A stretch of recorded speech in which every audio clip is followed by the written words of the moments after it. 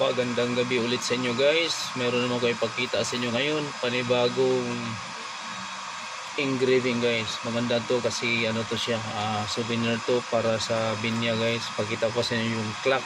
This clock yung inano natin ngayon guys, ni-engrave natin ngayon. Pakita ko sa inyo.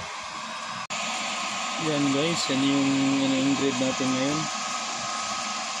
This clock yan guys. Yan. Ayan siya guys. Laser cut yan guys ha. Ayan. Tsaka ayan. Ayan guys. Ito na yung finished product na guys. Ito yung finished product. Ayan. Ito yung finished product guys. Ayan. Ayan na siya guys.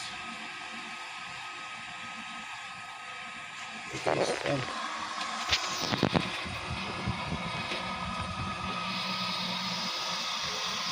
Ang lapit na tapos guys. Ayan. Alright. Ganda. Ayan guys. Ang ganda niya.